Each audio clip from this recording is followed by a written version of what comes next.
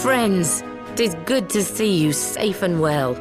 I will admit I had not counted on you seeking, let alone finding refuge within the Holy See, but full glad was I to learn that you had. Thankfully, we had allies there who took us under their wing. And theirs was not the only aid we receive, I suspect. When we fled Uldar, we fully expected to become wanted men, known to all and hounded at every turn. Yet that did not come to pass. On the contrary, 'twould seem the charges against us have not been made public. Might we have you to thank for that, Admiral? Sharp as ever, Master Alphino. On Marshal Terrapin's urging, the Elder Seedseer and I demanded that the Syndicate suppress news of the Scion's alleged crimes until such time as irrefutable evidence could be found. Our argument was simple. Lacking proof, to accuse the saviors of the realm of so unlikely a crime would have the people up in arms. In their wisdom, the Syndicate agreed, as you yourself have seen. There is something you should know. Some few days prior to the banquet, the Elder Seedseer and I were summoned for a private audience with the Sultana. There, she revealed her intent to announce her abdication, that she might pave the way for the establishment of an Uldan Republic. What? But such an announcement would have plunged the entire nation into chaos. She was well aware of that. 'Twas for fear of what might ensue that she summoned us. Her Grace wanted the Elder Seedseer and I to lend Rauban a helping hand, you see? To aid him in preserving the peace during the transition. So, having somehow caught wind of her plan, Lolorito and Teleji plotted the Sultana's assassination in the hope of maintaining the constitutional status quo. But they must have known that her death would sow as much chaos as her abdication. Chaos from which Teleji alone might feasibly stand to profit. Surely Lolorito would never knowingly... Ah, could it be? I dare not hope.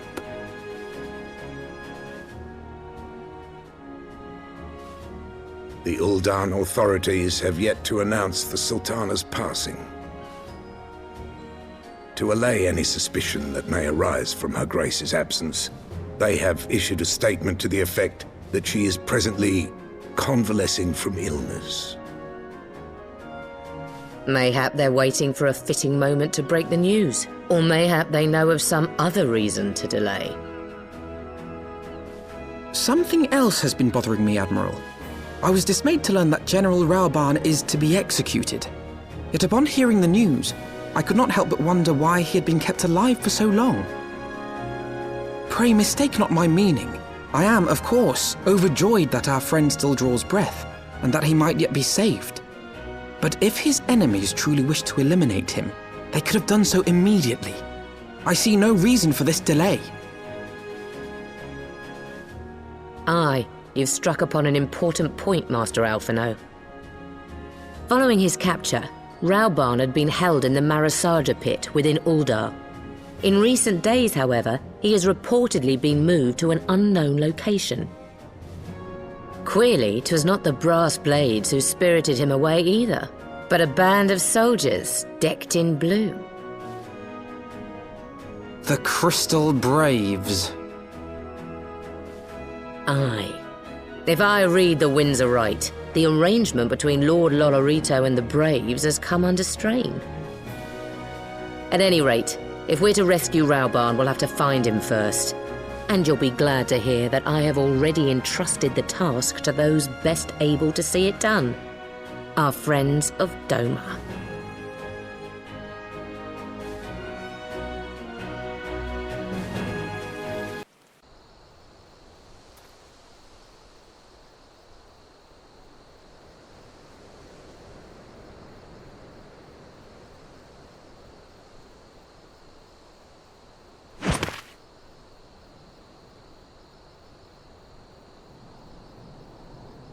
Pray, forgive me my lateness. Lady Ugiri! Master Alphino, I am pleased to see that the light of resolve shines in your eyes once more. Ah, yes. How pathetic I must have seemed to you when we last met. I am ashamed to recall it. For a time I was well and truly lost. But with the aid of my comrades, I have since refound my purpose, and I shall take care not to misplace it again. Since your escape from Ulda, my fellow shinobi and I have shadowed the Crystal Braves every step, in hopes of learning the Scion's whereabouts. Regrettably, our investigation has yet to yield any useful information. Pray, forgive us. You need not apologize, my lady. We are grateful for all that you have done on our behalf. Besides, Ralban is no less a friend, and we cannot well abandon him to his fate. Hozan, the three of us shall attend to the Flame General's rescue. Pray, draw away the guards by the entrance. Take Dowade and Higiri with you.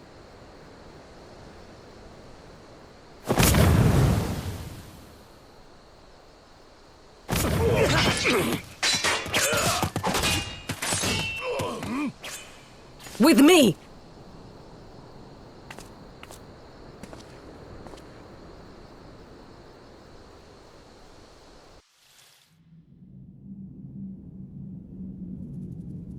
This changes nothing. It is over, Ilberd. Lay down your arms and surrender yourself to justice. Justice? Justice for what exactly? 'Twas not I who assassinated the Sultana, boy. Ere we debate who is responsible for the assassination, I would ask whether an assassination took place at all. Oh, clever little shite. If you think you fight for justice, lass, you best wake up. The truth is, you fight for whoever bloody well tells you to. Can you not see you're being used? By the Scions, the City-States, even the Crystal Braves? They none of them care a whit what you want. Only what you can do for them. And how do I know this? Because I'm the same. A pawn to be used as my masters see fit. All I ever wanted was to liberate my homeland. And I ate dirt to make it happen. But what have I achieved after all these years in servitude? Nothing. Not a bloody thing. If we ourselves are not free to think and to act, how are we ever to reclaim our homeland? Know this. There is nothing I would not give to take back Alamigo. Nothing!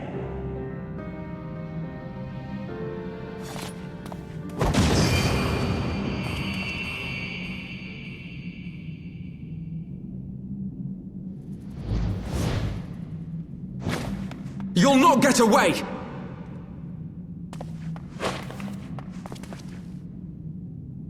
No, Master Alphino. Now is not the time.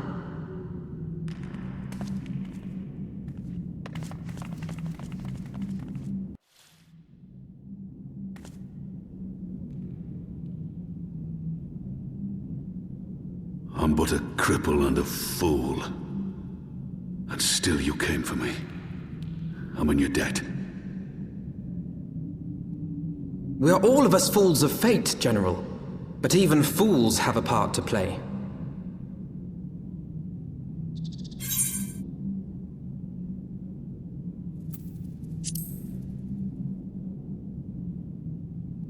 Rest assured, I was not planning to die till I'd avenged the Sultana.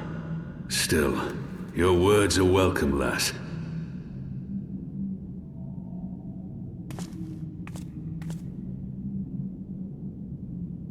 Know this, Ilberd. There is nothing I would not give to see you pay for what you've done. My wealth, my arm, my life. Nothing. General, Are you aware that Lord Lolorito has yet to announce the Sultana's death to the public?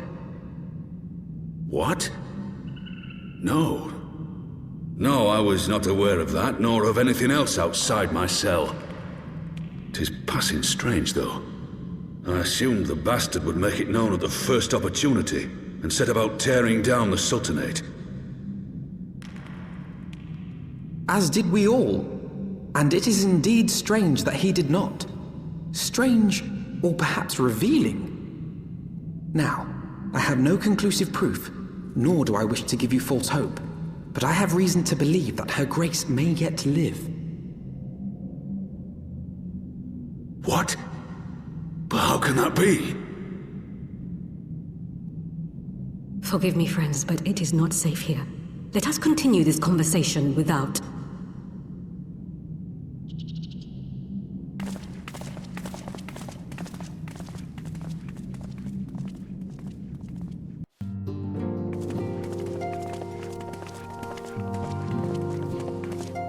My dearest friends, praise be unto the 12 for delivering you from the clutches of treachery. Father! Pippin! My son! And Master Papashan besides! Forgive me, Father. I should have been at Her Grace's side. Save your tears. The Sultana yet lives. You! It was I who arranged this gathering. And judging by your perplexed expressions, it would seem introductions are in order. I am Dulala, head of the Order of Noldthor, and member of the Syndicate. What you said about the Sultana, is it true? Is she alive?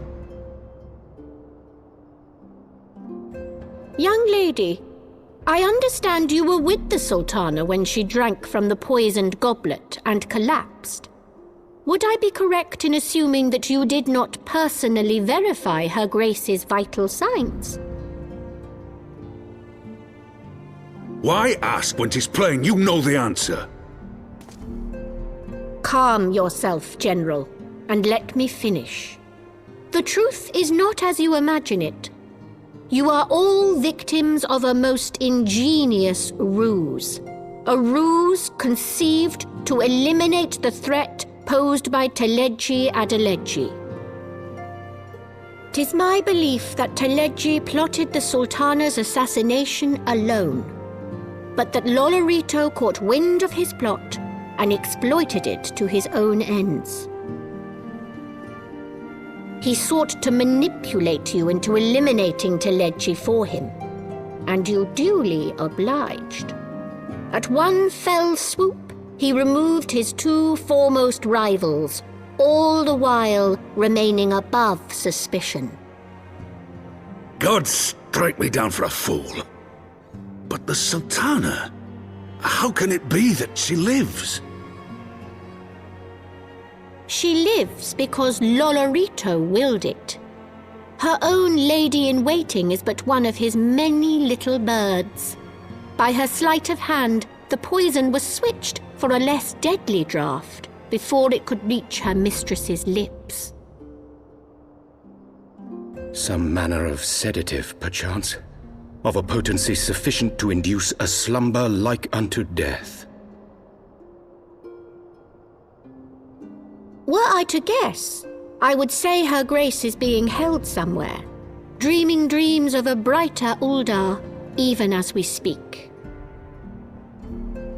Oh, Nanamo. I will never forgive Lolorito for his part in this. Though Lolorito's hands are far from clean, they did pluck Her Grace from the jaws of death. That must count for something. And though one may call the man's methods into question, it cannot be denied that he knows the value of stability, to the very gill, like as not. He craves power, 'tis true, but he has no desire to depose the Sultana. I had never taken sides in your feud with the monetarists, but it was not for want of concern for our nation's welfare. Indeed, 'twas out of the desire to see order restored that I furnished your Far Eastern friends with information and arranged this gathering.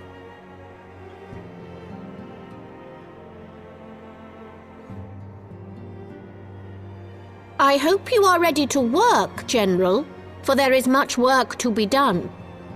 Our first priority must be to bring matters back into balance.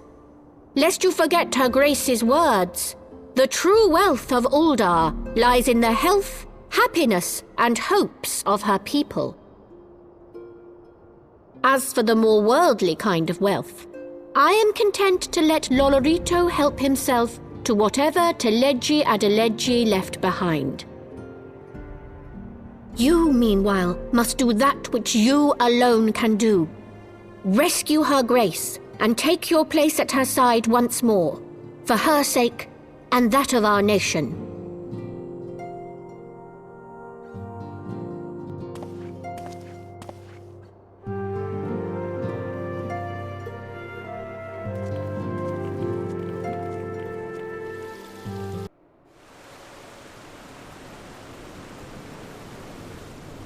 Ishgard cannot well endure another assault. Even should her knights succeed in turning back the Horde, the casualties will be catastrophic. But what other choice do we have? It's not like we can talk it over with them.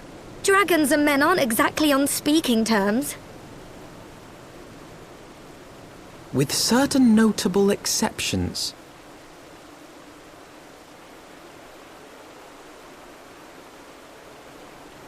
You don't mean Iceheart?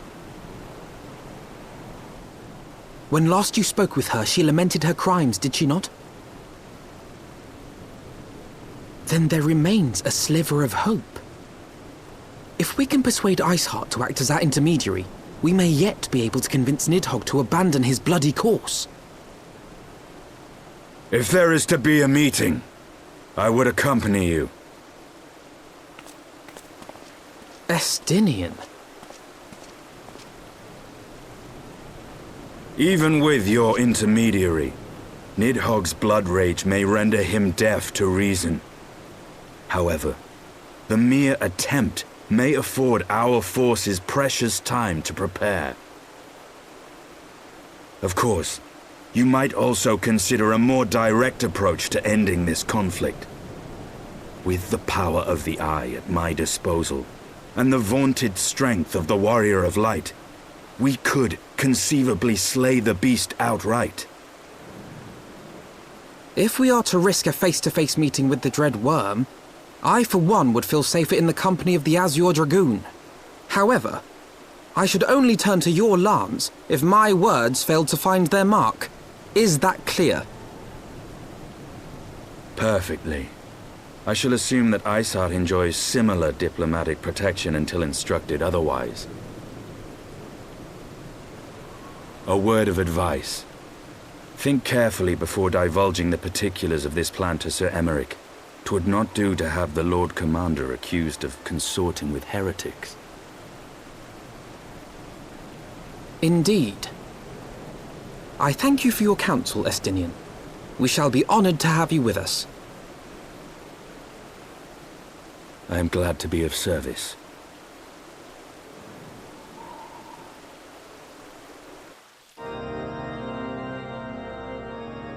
I want the defenses of the Outer Ward rechecked. See to it that the ballistas are in good repair and supplied with enough ammunition for a prolonged siege.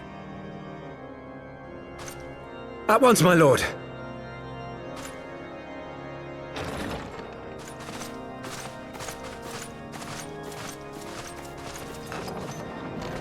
Ah, 'twould seem I have visitors, and unlike those messing beyond our walls, these ones are welcome. Pray forgive us for interrupting you in the midst of your preparations, Sir Emeric, but our suit concerns the impending assault. To speak plain, we believe there is a chance the invasion might be halted before it even begins.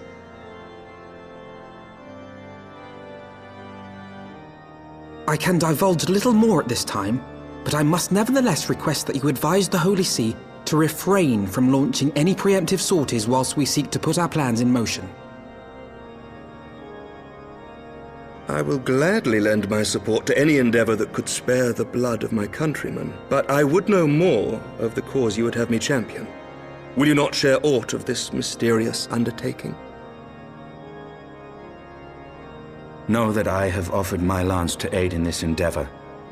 I cannot claim that its success is assured, but our actions should serve to delay Nidhogg's advance at the very least. Which is more than can be said for the ill-conceived counterattack advocated by the Sea's more vocal crusaders.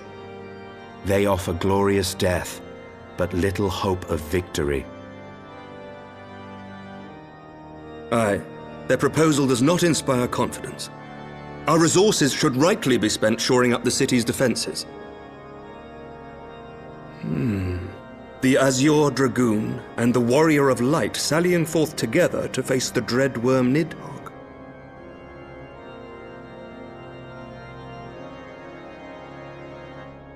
I must admit the mere thought of it does much to dispel my misgivings. Go then, carry out your plan. I shall do what I can for you within the Holy See.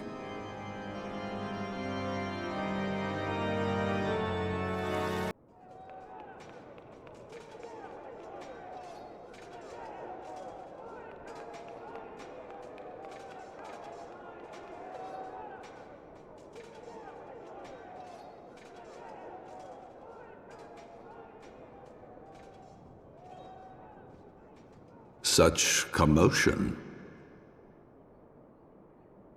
Yes, Your Eminence. The bells of the Observatorium warn of our enemy's approach. So, the dragons are coming. Let them come, in their hundreds and their thousands. With the divine blade in our hands, we shall rend their flesh and drown the heretics in their master's blood. Even Nidhogg and his foul brood shall be powerless to resist us. And when we have rid the world of their pestilence, we shall turn our attention to our Ascian allies. See that they are suitably rewarded for their invaluable assistance. If I may, Your Eminence, the Paragons wield powers strange and unknowable. Can we be certain that they will not see through our deception? We can be certain of naught save the righteousness of our cause. If you would be a true leader of men, you must possess conviction as well as caution.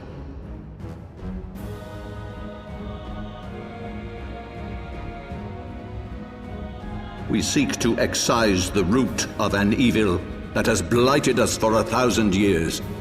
The risk is worth the reward. And what of Estinian and this Warrior of Light? They have plans of their own. Leave them to their purpose. We must each play the role we have been given. You and your chosen brothers most of all.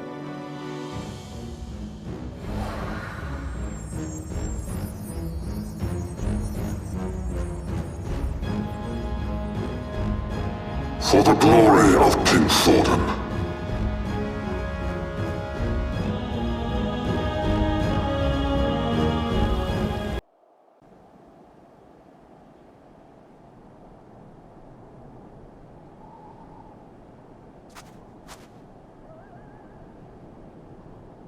Ah, I should have known it would be you.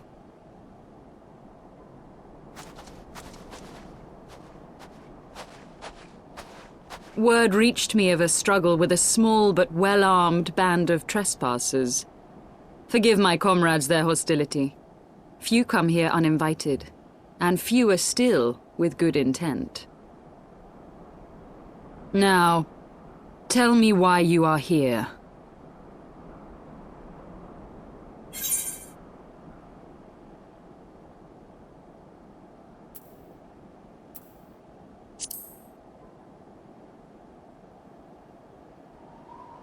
So, you seek to stem the Dravanian tide with talk? A romantic notion. If you but knew the truth, the spark which lit the flames of this animosity, you would understand the futility of your quest. Shall I relate it to you? The sordid history my gift has shown me, that which the Holy See has taken such pains to suppress.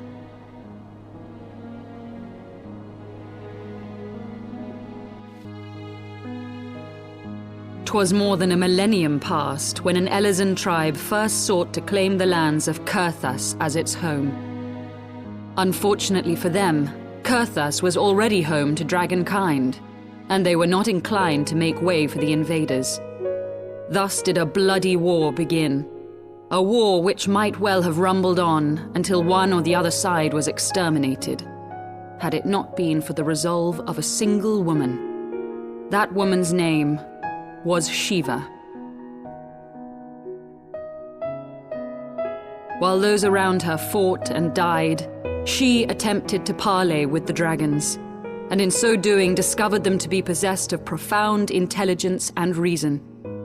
The great worm, Heavensward, in particular so enchanted Shiva that she found herself growing to love the creature, whom her people considered a monster. In the eyes of a near-immortal dragon, however, the fleeting life of an Elezen is as that of a freshly cut rose. Scarce has the flower bloomed before it begins to fade and wither. Such melancholy musings plagued Heavensward, who had found in Shiva an unexpected and beloved soulmate. He knew that all too soon, death would snatch her away from him. Unable to bear the thought of their separation, the maid bid the worm consume her, that their spirits might be entwined for eternity. Though loath to perform the deed, Heavensward ultimately gave in to her plea, and soon thereafter the tale of their ill-fated love spread throughout the two warring factions. No more could they raise blade or claw against one another, knowing that the souls of their kin were so inextricably bound. In the days that followed, man and dragon learned to live in harmony, and together built a nation unlike any the world had ever known. For 200 years did this blissful age of peace continue, as it would to this day, had vilest envy not stirred in the hearts of the Elezen. It is said that worms owe their longevity to the boundless reserves of vitality found within their eyes, and 'twas in this belief that a traitorous band of knights deceived their allies of some 2 centuries, and took by force that which they coveted.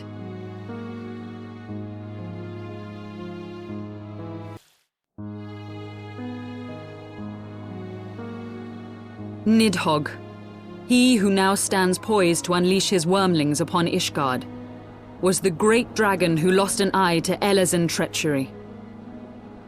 And until he prizes it from the hands of the traitor's progeny, no amount of conciliatory words will stay his fury. You are wrong, Lady Iceheart. Lest you misunderstand, I do not doubt your vision of the past. 'Tis true that Nidhogg greatly desired to reclaim the Eye. Indeed, it was for that very reason that I kept it with me as I roamed the land, attempting to draw him away from the city.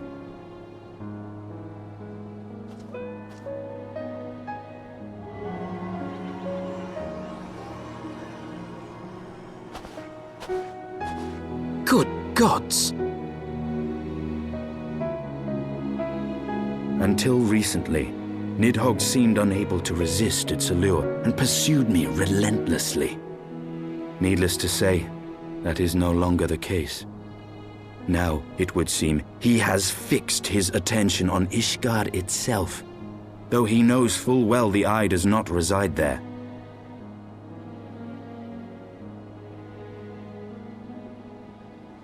You believe he targets the capital for another reason? I believe reason has all but left him. Through the eye, I feel much of what Nidhogg feels, and the dragon's thirst for vengeance will not be quenched by aught less than a sea of blood.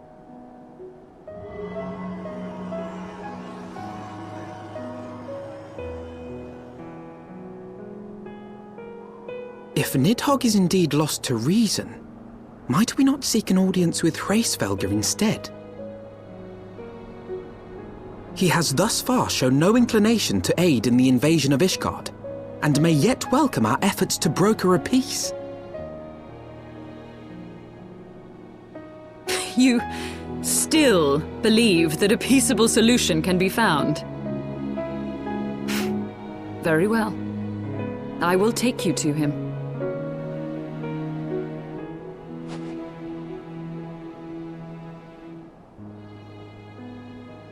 Our road will lead us to Dravania, the homeland of dragonkind. There we shall ascend unto the clouds, where Hraesvelgr resides.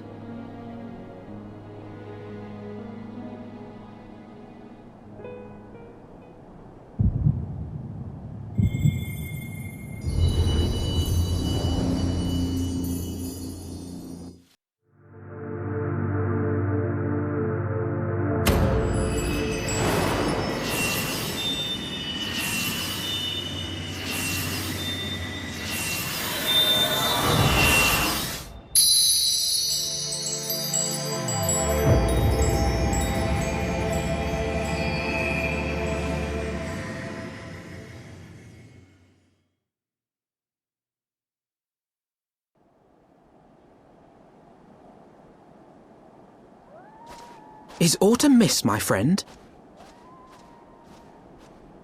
I sense the many battles are beginning to take their toll. Rest a while, and should you lose sight of us, Dravania lies beyond the mountains to the west.